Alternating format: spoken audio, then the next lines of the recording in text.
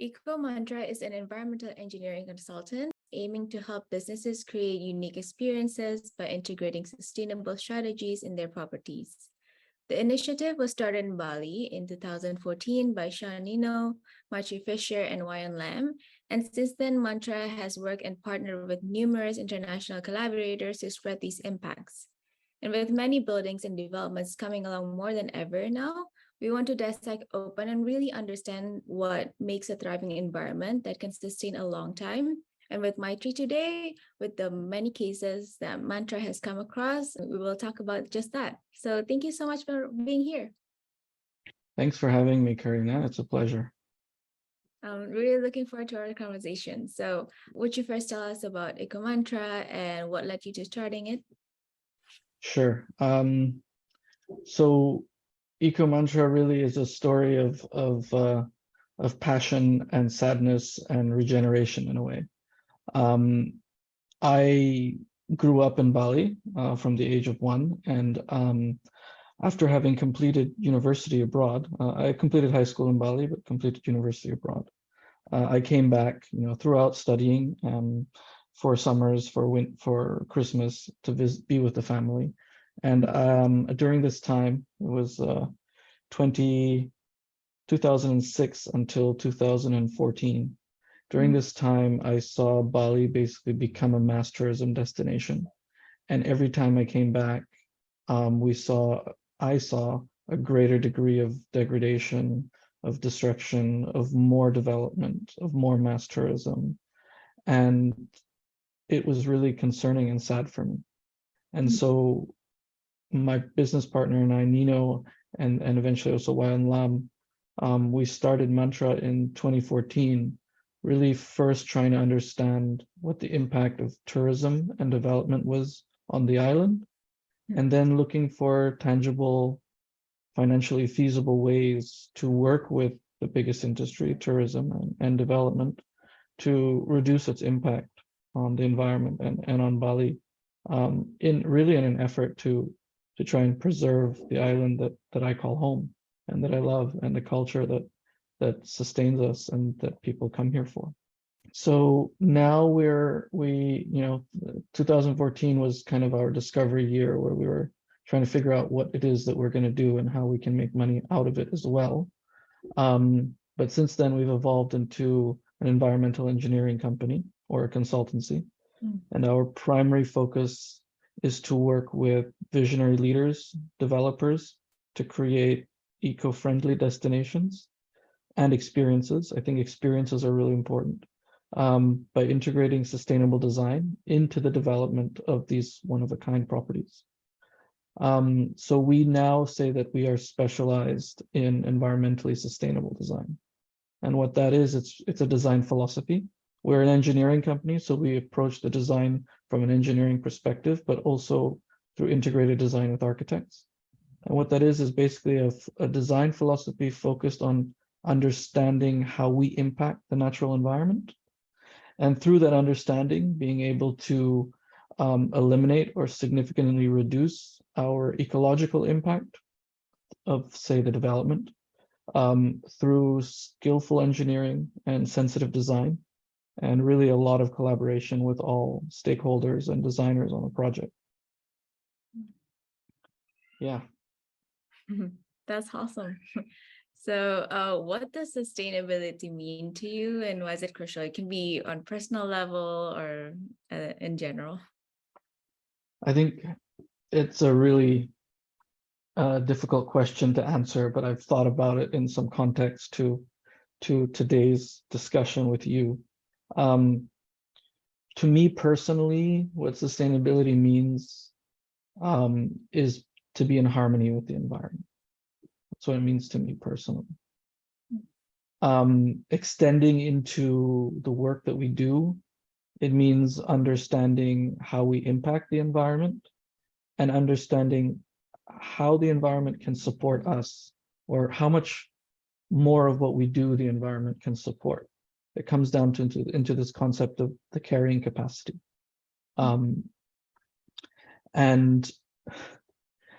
kind of like, how much can we take from the environment, or how much can we discard our own human waste into the environment while it's still able to provide ecosystem services and still thrive without kind of degrading and breaking down in a way that is unhealthy from an ecological perspective.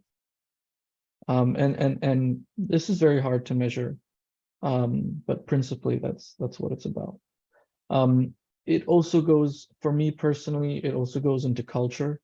I think because having seen what tourism does in Bali to culture, what globalization has done to remote areas, to cultures, to people around the world, and also in Bali, how it slowly chips away and erodes customs and traditions. I think sustainability also, we have to think about it not just in the environmental perspective, but also in the cultural perspective, especially in tourism. So to me, it kind of comes across in that way. Now, a professional or I think if we go deeper into the meaning of sustainability in my field, or in our field, I guess, the sustainability means different things depending on where you are and what issue you're tackling. So I think some issues are global, like global warming. It's a global sustainability issue. It's a global environmental issue. Sea level rise, biodiversity loss. These are global issues. And some issues are more local. So you might be dealing with sustainability on a local scale with respect to culture or water scarcity or waste management or other forms of pollution, whether locally in the air or in the water or in rivers. So I think the term is like act local, think global. I think that's also quite important. Some issues are global, some are local, but we can affect the global issues. And if more people work on the local issues, we can affect the global issue. Kind of like that. So, the term sustainability is being thrown around like quite freely these days, right? But will you talk us through some key principles of sustainability? Sure.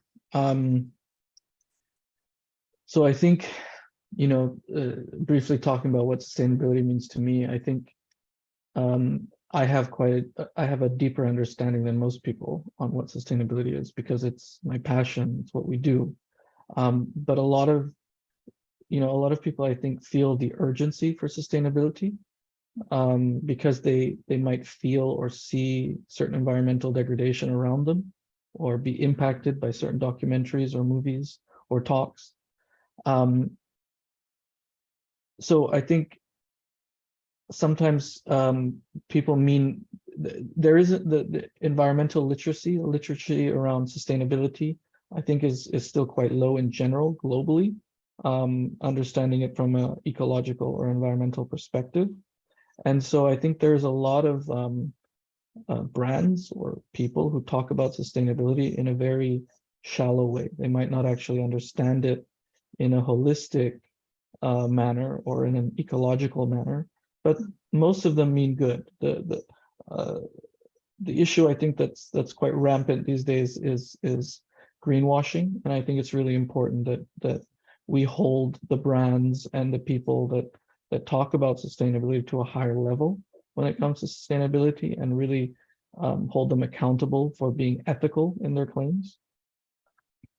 But yeah, to the topics of principles of sustainability, across all activities, if you want to make something more sustainable, either whether that's yourself in your own life or a brand or an experience, we go by 6 sustainability principles in our company. So the first one is the principle of efficiency. So how can you make something more efficient in the sense of getting more from less input? So efficiency in cars have improved tremendously over the many years, for example, or efficiency in air conditioning systems. So that's a really important one. And I think a lot of people understand efficiency. But a really important one is also prevention. So we should collectively and individually and collectively prevent the use or stop using technology and resources that cannot be optimized for sustainability, that cannot be made efficient and ecologically sustainable. So for example, plastics. A lot of companies will tell you that, well, it's the plastics can be recycled. The reality is a very small portion of plastics can be recycled or practically are recycled. And producers will very often put the responsibility of recycling on the consumer and very often shy away from extended producer responsibility. So over the last 50 years, we have collectively in many countries shown that recycling isn't very effective at reducing. So plastics are an issue because the solutions pushed to us aren't actually solving the problem. So we should actually seek to reduce how much plastic we consume rather than to improve recycling and buy into the story of, oh, just recycle and it's okay to use plastics. The reality is it's not really helping much. Another one is risk reduction. So let's not invest and use products and technologies that are inherently that can cause risk, like fracking in oil sands, offshore drilling. Some people classify nuclear energy as well as a risky technology. Because if something goes wrong, then we have a big issue with environmental sustainability. So reducing risk is an important principle. One of my personal favorites is sufficiency. Sufficiency is the concept of really being happy with less. So the idea of less is more, focusing on, a good life through meaningfulness instead of through consumption. And I think this is a really important topic because in a way, it goes against our consumerism culture. And in a way, it's one of the most important aspects that I think the younger generation and the middle, well, all generations, we need to be sustainable globally. We need to consume less.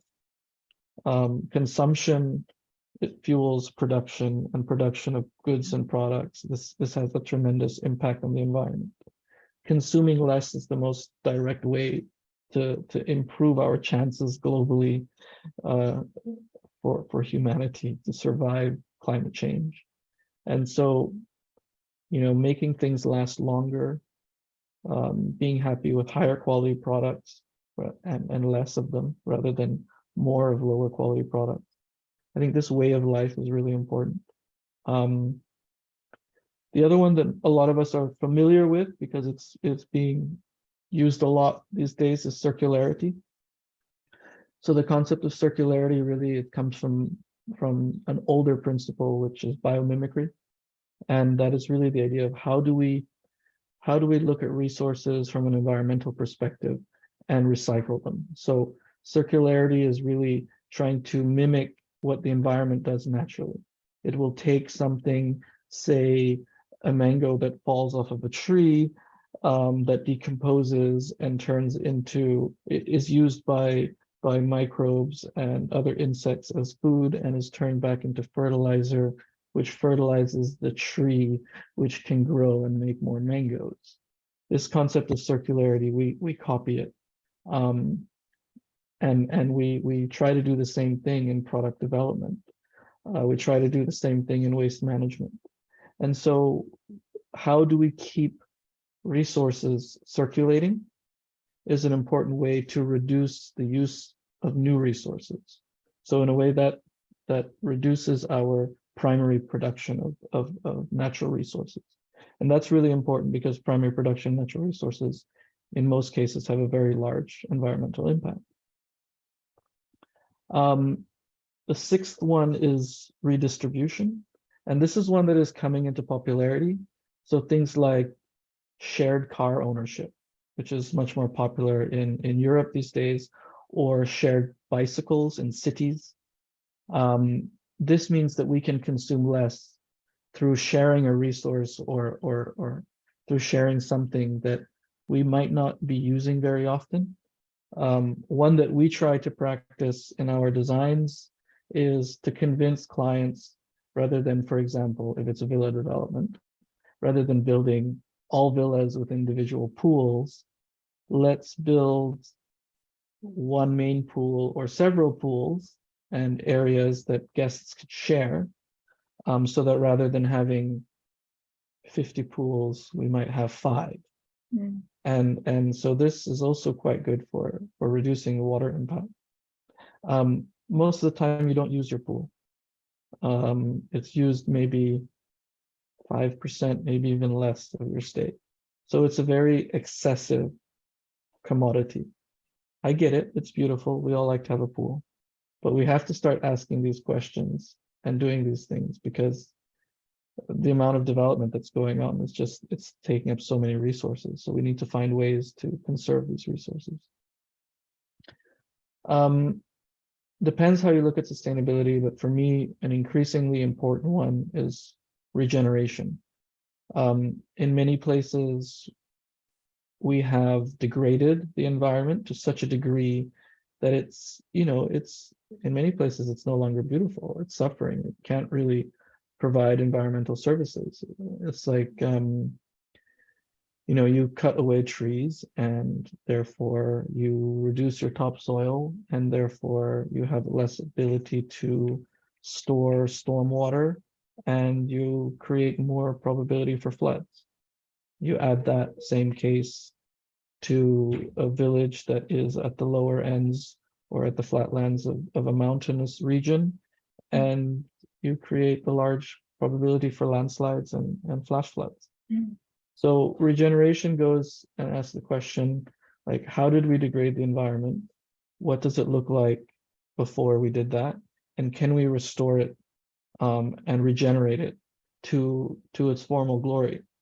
And I think this concept is really important, because we have degraded the planet so much that we really need to focus on regeneration. Mm. Restoration, just not conservation, just conserving what we have left, is not enough. We have to go one step further and regenerate, return the nature of the environment. Yeah. So those are the 7 principles that we kind of abide by. Yeah. Can't think of a better summary. But really, I think the root word sustainability is to sustain, right? To meaning to have it last a long time. So longevity is one, but the tricky part is when you think about it as a holistic system, then you start thinking about how do we, with the many different objectives, many different goals, can work together to make a sustaining planet. Then Yes. that's like the tricky part. So Yeah.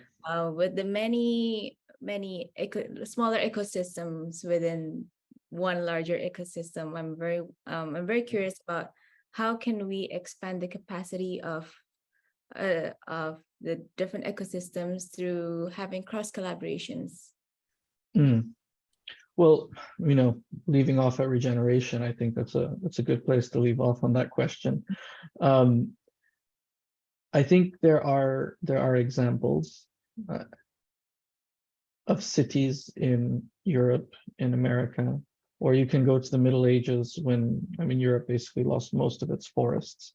I think they say something like 90 or 95% of Europe's forests were lost in the Middle Ages because they cut them down for fuel. Or you can look at the Netherlands at their or the UK at the rewilding project, or the Netherlands at their what they call their room for rivers projects. These are incredible examples of nature's resilience and capacity to regenerate and restore itself if you give it the support that it needs. So I'm very much optimistic that through intelligent, thoughtful ecosystem design thinking, we can do a lot to restore our ecosystems. The smaller ecosystems that function, on the catchment level or the smaller forest level, up until our larger ecosystems or environments like the oceans and seas into the planet. But we need to make progress. on whole systems thinking and cross collaboration, we call it integrated system design or whole system thinking, which are keywords you mentioned already. I think whole systems thinking is really important because I think it's exactly the compartmentalization, the humans' tendency to like, okay, focus and put ourselves in a box, look at that, and like, how do we make something there or improve that or do something there? We're not thinking about the whole system and how one thing impacts another and has cascading effects. And I think it's the way we used to think about things and try to separate everything that has led us into these issues, not being sensitive of how everything is connected. And so whole systems thinking or integrated system design, I think is a newer way of bringing in the sustainability principles into design. So for us, I can give you a good example. We do a lot of work in integrated water management systems. So what that means is when we are working on a resort project, for example, maybe a few hectares or 100 hectares, we try to look at the hydrological system that's there to understand the catchment, to understand the level of how the ecosystem, the environment has been degraded or not, and to create a water management system or a water resource system for the development that is in line with the challenges and opportunities that the site presents. So we like to, for example, if we go to an area which is scarce in water or is facing water shortages, in Indonesia, for example, South Lombok, which is being developed incredibly quickly, or Flores, which again is within one of our 10 big development areas. Water is an incredibly scarce resource in these areas, but you see people developing as if they didn't care, and they can afford to because they have the money to drill deep and have big deep wells or have reverse osmosis systems, and they kind of ignore the natural state of the environment, which is that it's an arid area. It cannot support water intensive activities. Tourism comes in, it's very water intensive, and you have that case of people building pools for every villa. Okay, so what we try to do is we try to come in and look at the resources we have. So usually rainwater is very abundant, at least in the monsoon or rainy seasons. So we will combine rainwater harvesting systems with groundwater wells, and we try to minimize the use of groundwater consumption through further integrated water system designs. So we will then, through combining rainwater and groundwater, we'll then use it for clean water. We'll take all of the gray water and black water that is produced, and we'll treat it on site. So we'll take that, we'll recycle it, we'll turn it back into potable water, or in most cases, we don't go that far because we love gardens and lush tropical spaces. So very often we will take the wastewater and use that to irrigate the garden. Now, irrigation is like 50% of a resort water consumption. So we can take 50% from our clean water, we can take 100% of our clean water and use that for 100% of our irrigation water. So there you've already cut your water consumption by half. And then all the pools are also integrated into the system. So when we backwash the pool filters, we can use that water as well to irrigate the gardens. And so what we have is a system that through wastewater all year round is providing water for irrigation, and we can reduce the water consumption by 30, 40, 50%. And if we are in areas where it's even more important, we can take a lot of that excess wastewater and convert it back into clean water. So in this way, you're using rainwater, you've reduced your groundwater, you're recycling your wastewater that's going into irrigation. It can also go into filling ponds, so fish ponds and water features, very simply. And you can reduce the water consumption of a resort by 50, 60, 70% in areas which are stressed by water. At the same time, you are going to be creating drinking water in these resorts.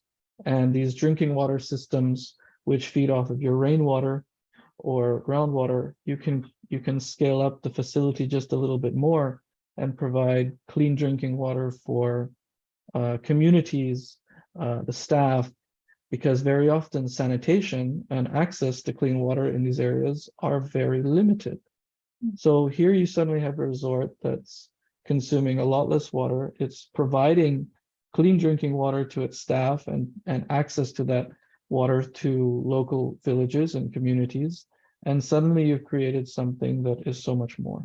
And so this is really about whole systems thinking and integrated design.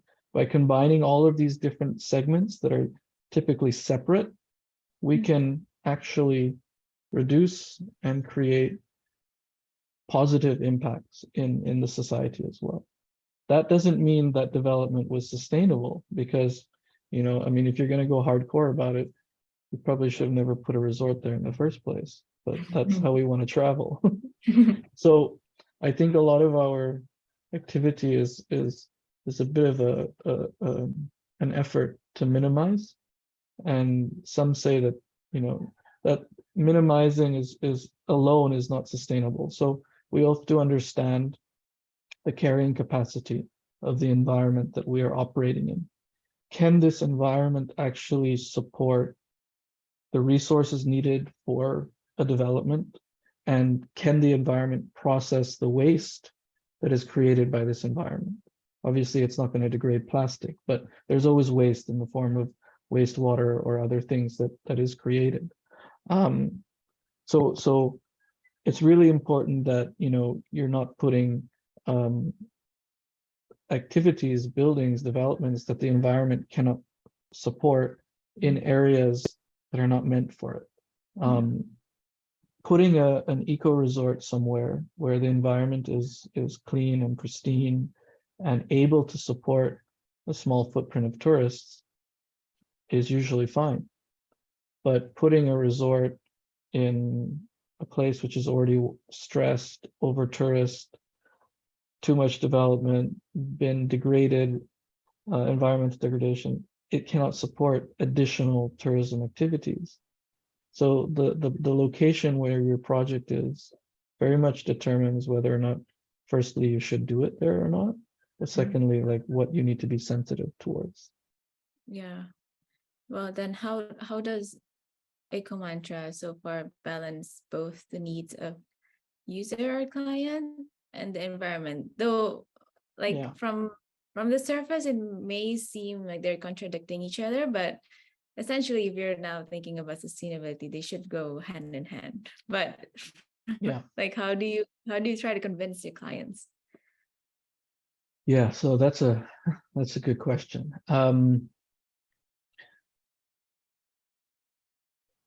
I think when we started our company, this comes back to when we started our company. We, for a very long time, we went around Bali, basically like showing up at the doorstep of a hotel and asking to talk to the GM, or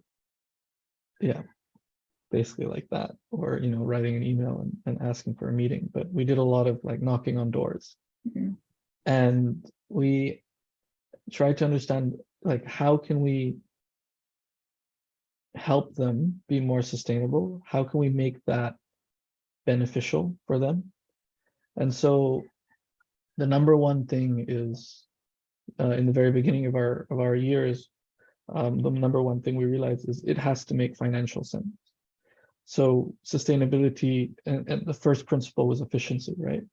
So efficiency leads to savings, energy savings, water savings, and these can be massive savings, $100,000 to $1 million a year.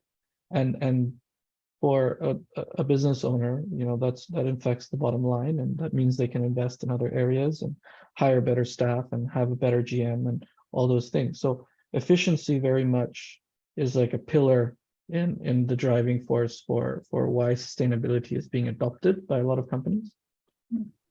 But I'm going to jump more into like how we deal with individual clients now. So development and sustainability are like on opposing ends, right? Development means that we are gonna remove some environment and put up a building, right? So like I said before, I think a lot of what we do in a certain way is like a bit of a plea to minimize the impact that development has. And it's an effort to minimize, to conserve, to reduce damage. But when we talk to clients, I think globally there are more and more clients who are aware of environmental issues, and they want to develop in a more sustainable way. Some of them come to us and they understand sustainability and they know what they want, and some of them come to us and they don't understand sustainability, but they know that sustainability is important for the environment, for their product, for their clients. And so we have clients who come with us with different motivations. One is more spiritual and grounded, and one is more business oriented and, hey, I don't want to be left behind. And we understand that, you know, the people who have a deeper understanding in sustainability, we can usually get more creative. We can push the envelope a bit farther. We can do crazier things. And the people who are coming to us who are more interested in, you know, what are the basic things that I should do? What should I get right? You know, they're going to be more interested in solutions that are extremely cost effective, low risk, and probably a little bit more in the box. And so we have to balance that just based on, you know, the kind of client that we have. And we always, I think the success in our work lies in also having an educative approach to the design process. So when we are involved in design projects, and we're involved from concept design until you know, tender, sometimes into construction, and some of our clients keep working with us into operations.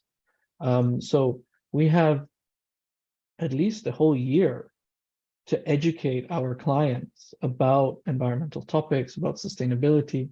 So our design approach, you know, when we deliver a concept design presentation or we deliver environmental assessment, it's very much designed to educate the client, the design team, the stakeholders on our approach, on our findings, on our ideas on sustainability. And it's through this approach of design and education that we can actually try to win the hearts and convince clients to take sustainability concepts a little bit farther and invest a little bit more and go for higher achieving targets and bigger impact. So I think, you know, this is how we kind of develop these more sustainable properties with clients. We bring them through a process of education and awareness, and we explain to them, and we provide, you know, complete life cycle cost assessments for anything we propose. Say that integrated water system that I talked before will actually cost that in the design development phase. We'll explain to them what their expected water savings are. We'll prove to them that it makes financial sense. And, you know, there's going to be 15 other sustainability features that we will work on in projects. And so through education, financial studies, and really a lot of times there's also like emotional pleas to do more and to do better. And I think that process builds confidence and helps client make more decisions in favor of sustainability. And I think the most challenging part of working with clients in hospitality, in luxury, is that very often there's the idea that sustainability means that we have to compromise on luxuries. And I think a lot of our clients right now, probably 75% of our clients are in the luxury sector, meaning that they believe, this is key, they believe that they need to have a pool and a really big bathtub and a rain shower and a steam bath in the villa or in the house or in the hotel room. And this is where the concept of less is more really, comes into play, and we try and coach or convince the client that it's not necessary. We have these check boxes for 5-star hotels, what's needed in a 5-star hotel, right? But a lot of the boutique hotels that are coming up, they don't adhere to this in the first place. So we can define our own version of luxury and sustainability. And so very often working with clients, it's about finding compromises. Can we compromise on, rather than having a rain shower, we go for a more sustainable shower head. Rather than having a 600-liter bathtub, we go for a 300-liter tub, right? It's still luxury. It's more about curating an experience. I think hospitality is moving from here's a big tub and a massive suite to here's a beautiful experience that is thought, that provides immersion in culture, in environment, in food, and there's a story to it. So we try to weave sustainability into these experiences and these stories, convince the client that they don't need all of these extravagant things. And, there's always compromise.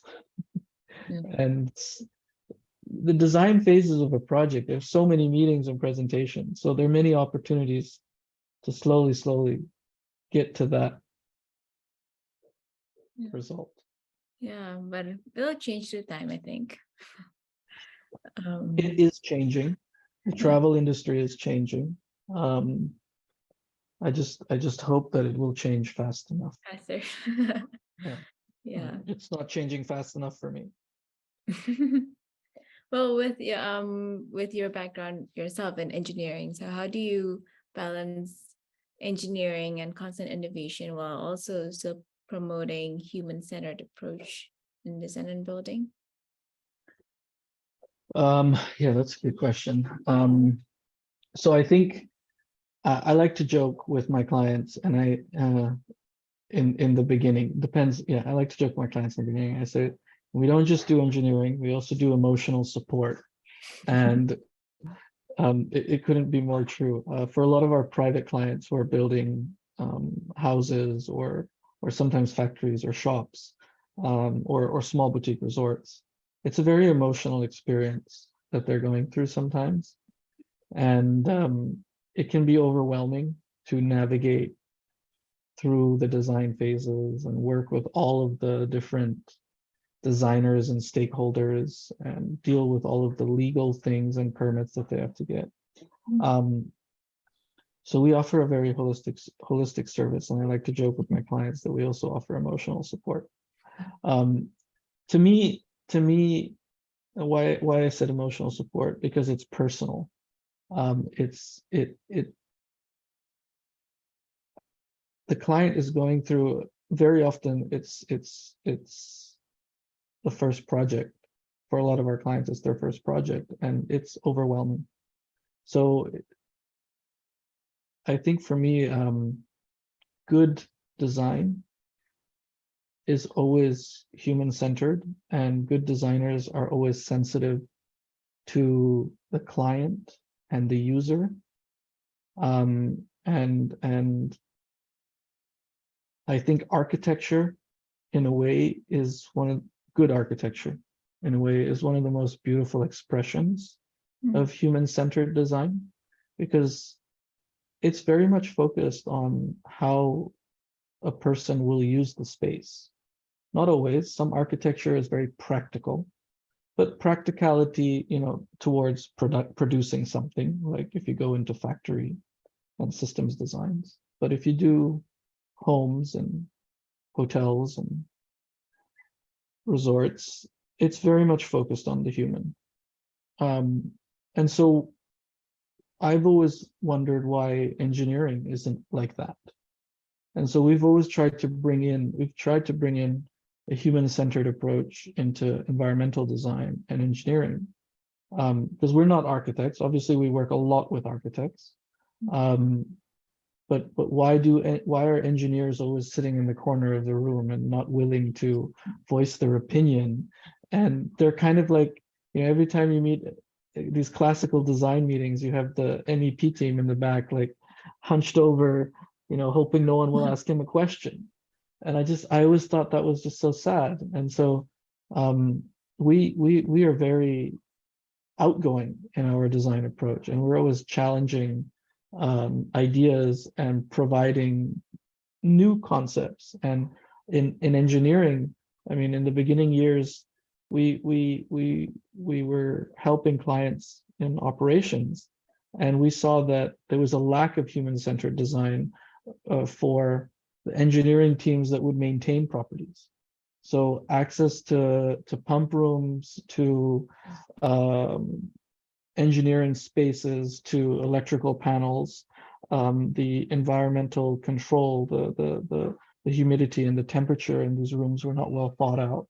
And so if you don't provide a human-centered design approach in engineering to spaces that need to be maintained as well by engineers, they're not going to want to maintain them well, because they don't feel comfortable. If they have to go and fix a pump in a room that's really humid and leaking and full of mold and doesn't have ventilation, they're never going to want to go in there. So everything's going to get forgotten. So we bring in human-centered design into engineering through maintenance as well. And we bring it into operations, into like, how do we create more healthy environments, more biomimicry, natural shapes, more plants, more light, but not too much light and heat. How do we actually work together with the client to determine exactly, everyone lives a little bit different. Like, I'm sure you've got all these perks about your home because you like to do it that way, right? So we spend a lot of time with the client in the beginning trying to understand how they live and what's important to them. Do they need, what do they need in their walk-in? What do they need in their office? How are they going to use certain spaces? And then we design the engineering systems, the services, to really meet that in a way that suits them very well. So I think a good example of that, for example, is some clients, they don't like air conditioning, but they feel like they need it because buildings are always hot. So very often we'll create spaces for our clients that are completely operable openly, passive spaces, like a passive office, for example, in the house, so that they can work without using air conditioning and be in the breeze. Of course, there's a lot behind that and a lot of studies that have to be done and envelope optimizations. But we don't believe that we should take the easy route and air condition everything and put the client in a box. We very much try to understand what it is they want and they need, and to create healthy spaces around their lifestyle and the way that they want to use the building. Yeah. So I think when it comes to like innovation, so to say, I think we're always innovating because we're always trying to understand how to integrate sustainable design into architecture and engineering and have those two areas work together really well for the benefit of the client. And it's kind of like the first thing that I teach our new recruits is, how do you anticipate what the client needs or what's going to happen after certain decisions are made, so that we can already be working on solutions or providing the right guidance for clients through the complex design process that they're going through, to balance aesthetics, technical requirements, sustainability, and budget. And how do you do that in a way that's very sensitive to the client, not demanding and not imposing almost, because a lot of our work is not certified. So there is no mandate. Most of the time, there is no mandate to do something sustainably. We have to find the benefits and express those benefits until in a way that the client sees it, values it in the same way, and then implements it or agrees to implement it. Yeah, that's important though. Like a lot of times, maybe you make a design and then the clients don't know how to properly use it or make the most out of it. Then it will be no point to. Yeah, yeah, So that maybe does sometimes happen. like post-occupancy evaluations sometimes also needed to know, like really for the designers to really judge if their design are used efficiently or successfully or not. Yeah, I mean, that's going into the iterative process of human-centered design. And I think it's really important to have those feedback loops and those validations. We do that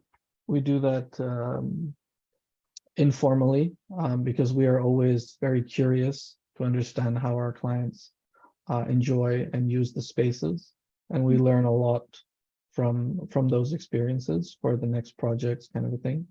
But we still find it quite challenging to change buildings once the occupants move in. It's possible, but usually it's not desired because everyone has just spent a lot of money and gone through a very complicated process. So we rather use the learning experiences on the next projects we work on, unless there's something wrong. If there's something wrong, it needs to be fixed. But yeah. So will you share with us a project of yours that made such holistic choices? Sure. So we have this project with Tampa Hills in Lombok. It's in South Lombok. Tampa Hills itself is a larger development consisting of almost, I think, of around 200 hectares now. The developers have a very interesting approach to development where every single building they develop is one of a kind. So it's a mix residential, commercial, retail space. And I think they're going to be something like 140 residences / villas, and each one is unique. We have worked on several of the projects in the development, but they are developing a lifestyle, what would you call it? Like a lifestyle community. They call it the Seaside Collective. And so basically it's 15 homes that are built at the base of the hill on the lower levels. And the concept there is sustainable living and lifestyle community built around surf and enjoying nature and South Lombok, and a healthy lifestyle. The design brief that we got was that it has to be a very sustainable residence, and we took a look at, because it's at the base of the hill, and there's been a lot of deforestation on the forest that covered the hill, a lot of burning and a lot of deforestation. They're working on restoring a lot of the vegetation, the forests that are on the hill through different permaculture and forestry practices. But we still have a very large risk of flooding. And right now, during the rains, the entire site is prone to flash floods. And so one of the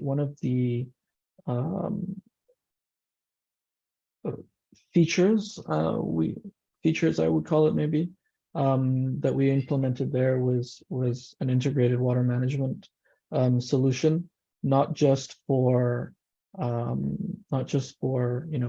rainwater harvesting, like I explained before, like rainwater harvesting and wastewater management, but also taking into account integrating stormwater management with landscapes.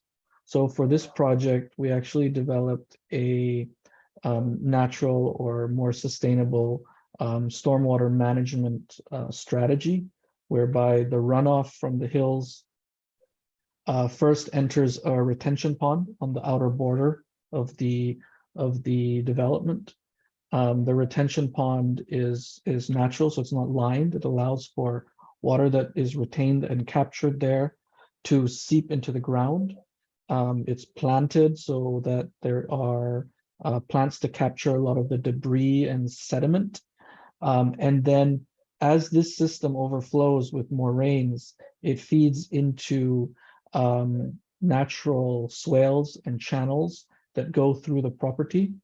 And these swales and channels actually feed several other ponds in the property. And these ponds, they are not allowed to be filled with groundwater. They're designed to be filled in the rainy season, and for the level of the water in the ponds to naturally drop with the seasons. So after the rainy season, we have the dry season, and there's in South Lombok super dry. And so through evaporation, the water level will drop. And so this mimics natural wetlands, natural lakes, and the ponds are terraced and planted with different vegetation, some that can tolerate wet and dry, and some that always need wet. Those are at the bottom. And then there are wetlands throughout the property that take up excess water, but also the treated wastewater after it goes through secondary treatment. The effluent is higher in nutrients. And so we have treated wetlands that take this effluent, reduce the mineral load, and then actually feed into one of the ponds that we use as the irrigation pond, which feeds the whole property. So I think for this residence, it's 15 units. We have reduced the groundwater consumption by about 73%.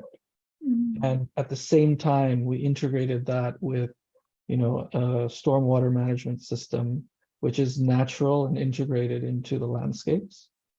And it's integrated into the rainwater catchment system, the wastewater management system, and the recycling system for irrigation. So that's just one example on like beefing up the biomimicry, circularity, integrated design, and sustainable design. There's a lot more that we did in this property, obviously, like on the energy front and the waste management front. We also integrated waste management because it's a very dry area. So in the rainy season, you'll be producing a lot of cuttings from the environment, from the landscapes. So we have an entire facility to process organic waste and tree cuttings. Tree cuttings are processed into wood chips and mulch, and we actually mulch the entire gardens so that during the dry season also we lose a lot less water and we can have more lush landscapes. Over time, that builds up topsoil and you can retain more water, and this actually feeds into the concept of restoration and remediation. Okay, I'll talk about something else. So we on the more private side of things, we're just coming to completing now a really nice project with Studio Jenkel with Maximilian, and we're doing a private residential 3-bedroom on about 20 ara 2,000 square meters of land in Prarenan in Bali. And this house is made from teak, and the client was very keen on having as much sustainability as we could integrated into the property. So for this particular property, we started with passive design with the architects to optimize that all the bedrooms and living spaces can be opened up according to the prevailing winds. So we have our easterlies and our westerlies in Indonesia. So the house is actually designed with a center courtyard with a pond. So the easterlies and the westerlies go straight through the house, and the pond through evaporative cooling also cools down this wind. And we have very long overhangs to ensure that the slab is shaded most of the time, so we don't have radiative heat gained throughout the day or heat released by the slab. And the envelope of the building is 100% wood and glass. And in between the wood panels, we have insulation so that the wood panels themselves are preventing any heat from coming into the building. And the roof is sirap, also 100% wood, but between the pitched ceiling and the roof, we've also added a good amount of thermal insulation to make a really solid thermal barrier from the midday heat and the indoor living space. So the result is that we have this house in Parayanan that during the hotter times of the year, like right now, is actually really comfortable, and you don't need the air conditioner at all. So that's a really good example of like optimizing passive design and building envelope to create a very comfortable indoor living space. And then of course, the bedrooms have air conditioner in them just to make sure that, because it's a high-end home, everyone wants that guarantee. So there are air conditioners in there, but we're using very efficient air conditioning systems. And we suspect that they will be used quite minimally because it's such a comfortable space to be used passively. We have, through this, reduced the energy, 60% of the energy consumption of a home in the tropics is typically air conditioning. So we're quite confident that we will have reduced the energy consumption of this building by about 40% just through the building envelope design. And then we've selected very efficient HVAC system with an air conditioner, a VRV air conditioner that's very efficient, and hot water through a heat pump. And the heat pump actually is like an AC on reverse. So that's located in the engineering room of the building. And we actually have a air intake to the heat pump. The heat pump cools down the air and cools down the engineering space. And then the AC takes the air from the cool engineering space because it's cool, and it goes through the air conditioner and then exhausts into the room. So we have the heat pump and the AC driving a heat exchange in the engineering space, which also cools down the engineering space. And so that's an additionality through integrative design, but it also creates a very comfortable space for maintenance to engineer, to fix, to maintain, to check. It's not going to be dingy and damp, and it won't be forgotten. We have, after efficiency, the principle is to substitute with renewable energy. So there is almost 10 kilowatts of PV solar power installed there that will generate about 40 to 60% of the power needed for the house. So we get to a certain point where this house is probably going to perform at about 80% less energy consumption than the typical villa in Bali. It's also got rainwater harvesting and wastewater recycling for irrigating the gardens. So it's a very efficient home, and it's going to be quite a showcase. Maybe when you're in Bali, because I think it's completed this week. So maybe when you're in Bali, I can show you. We'd love to see it. It's really beautiful. It's made completely of old teak. So it's a very beautiful feeling, very beautiful house. Yeah, I can imagine. Lastly, we want to end with thinking about the future, right? What would be the biggest challenges and opportunities do you think that we need to think about when we're transitioning into a more sustainable tomorrow? Well, it's act local, think global is something that, it's really important.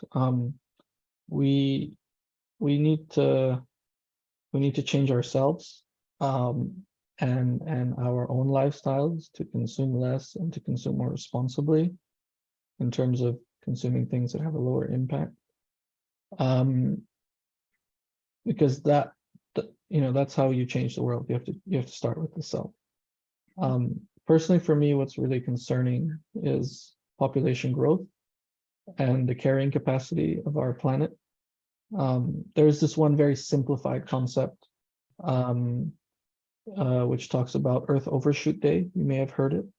It basically it's the concept like, so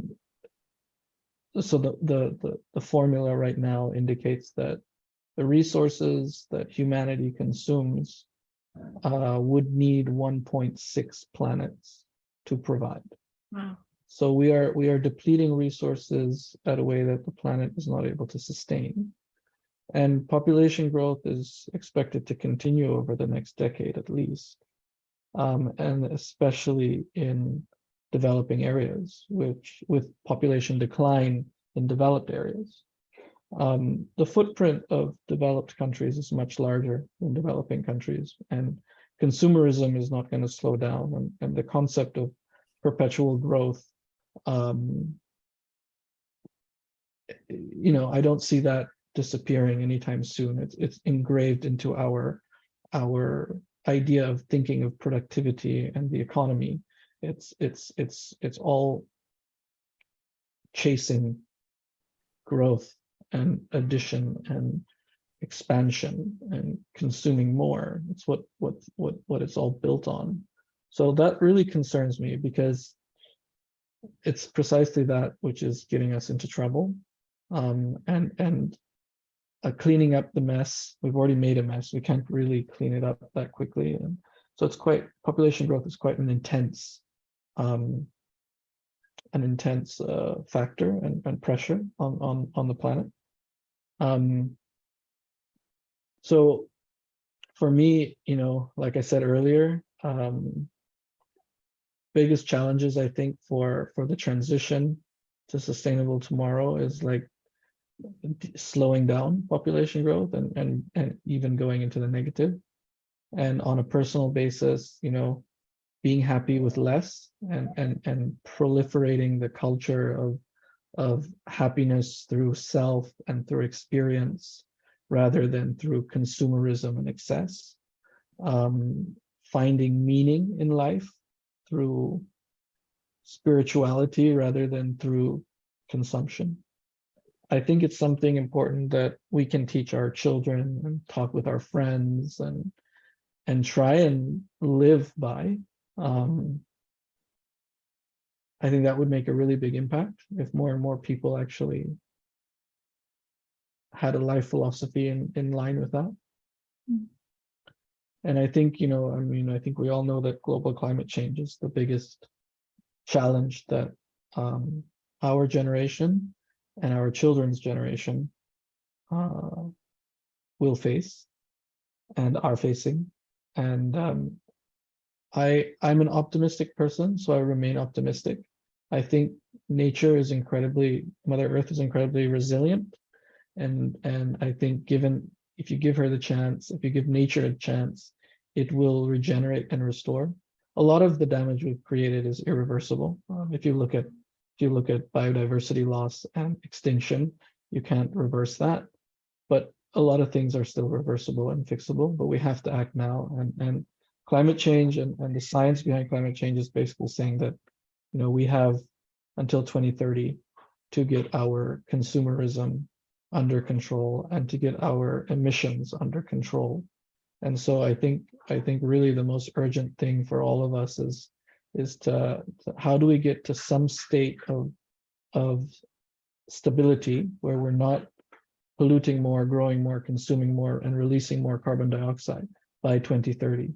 And it's incredibly urgent, and there isn't much time.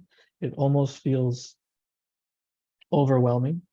And some people, there's even a medical condition now called climate anxiety, which is categorized, and people are being diagnosed with it because they feel helpless. So I think this is one of the biggest challenges that we will face as a species, because when we die, there will probably still be other things on Earth. No, I really admire the work that you and Ecomantra are doing and helping people achieve better developments, achieve better lifestyle. There are so many things in this conversation that I want to start, but in a nutshell, I think I said earlier in the intro that there's so many developments and so many buildings being developed nowadays, but they don't all have to be negative contribution, right? For example, to make an economy going, you need to maybe make something, but so the question is about what kinds of things that you're putting there, what kinds of contributions you're making. If you're in production, for example, what kinds of things you're producing? Is it a product that makes people have better lifestyle? Or even if you can choose the business that you're in, maybe you don't have to produce, maybe you can offset. So it really is a matter of what will add value. So yeah, really thank you for people like you who make people realize and keep educating people so they want to live more sustainably. So Yeah, thank you. Thank you for your time and thank you for sharing. thank you for having me, Karina. It was a pleasure to talk to you today. Likewise.